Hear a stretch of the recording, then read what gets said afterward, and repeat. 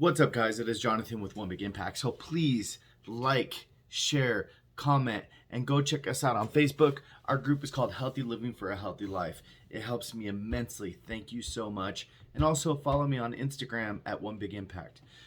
So I want to talk about something that probably a lot of us do, and maybe something to think about that you had never thought about before on possibly how to fix it. Binge eating at night. If you are having a hard time eating foods in the middle of the night, like you wake up, and I used to be a big night eater. I used to be a huge night eater. Two things are probably in place. First of all, you're probably not eating enough throughout the day. And the second thing is you probably have trash around the house, meaning whether it's your kids' Twinkies or your mom's chocolate bars or your husband's soda pop or whatever it is, if you're on a diet and you're on Atkins or you're low carb or you are focused on eating right and putting yourself into a caloric deficit, then if that is true and you're eating whole foods doing it, which you should be, chances are those things that you're binge eating at night are not on your meal plan, so they shouldn't be in the house. And a lot of people will say, well, what do I do about that? Because my blah, blah, blah, blah. First of all, if you're living with somebody that's just eating like shit 24/7, you move out, kick them out. No, I'm just kidding.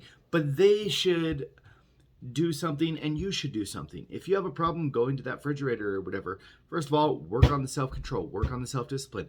But in the same sense, if that partner or that kid or that mom or that brother or that sister or whatever wants to do their part, they should put those snacks and treats in a different place so that you don't come in contact with them, whether it's in the trunk of their car or could be hidden in a closet in a shoebox or something like that.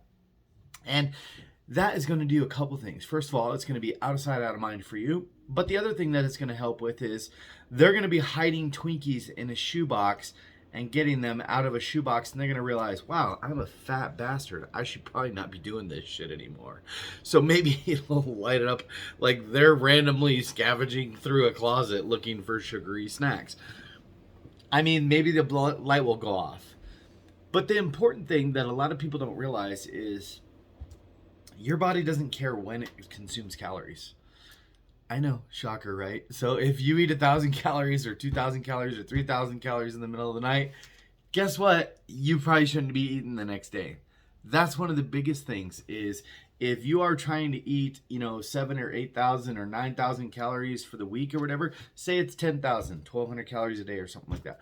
10,000 calories for the week, and every other night you wake up and eat 3,000 or 4,000 calories, and you come into me and you're like, I don't know why I'm not losing weight, Jonathan. Well, it's probably because you're fucking in a huge caloric surplus because of all the trash you're eating tonight. Your body doesn't care if it's snacks or if it's candy or if it's treats in the middle of the night or if it's fucking soda. Like, your body doesn't care when you eat it. Like, it's not like imaginary caloric intake because it's in the middle of the night. I know this sounds crazy, but a lot of people don't factor that in.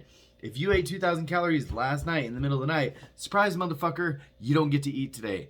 That's just the way it is, and probably not part into the next day. If you're on a 1,200 calorie a day diet or something like that, well, if you ate 2,000 calories in the middle of the night, you got to go a day and a half without food if you actually expect to see any results. Do I recommend that? Absolutely not, because you probably didn't get shit for that 1,200 calories. Maybe it was like 2 donuts and a soda or something like that. Is that better than 5 or 8 meals that you'd get over the next day and a half? Hell no. Is there enough protein in that? Hell no. Can you count any protein in that? Hell no. All these things matter. Here's another thing that can help you a lot.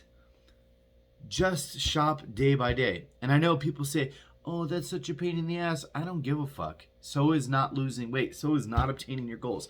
If you think it's a pain in the ass to constantly lose or constantly stay, or if you think it's a pain in the ass to shop every day, think about what a pain in the ass it is coming from a trainer's perspective of nailing it into your head over and over and over, or you trying to lose weight over and over and over. What a pain in the ass. You're doing all this extra work. You're meal prepping your food, or you're prepping your food as you go, and you're staying on track during the day and stuff like that, and then you go fuck it up in the middle of the night. What is the point? It's a pain in the ass, right? So go get your food every day. Go get a little refrigerator, put it in your room. Don't put your food with other people's or something like that. But the most important thing is, this will, just like them hiding the snacks in the place or whatever, this is the same thing. Put yourself in a effed up situation to be able to go get your food every single day, and you're gonna be like, this is so inconvenient.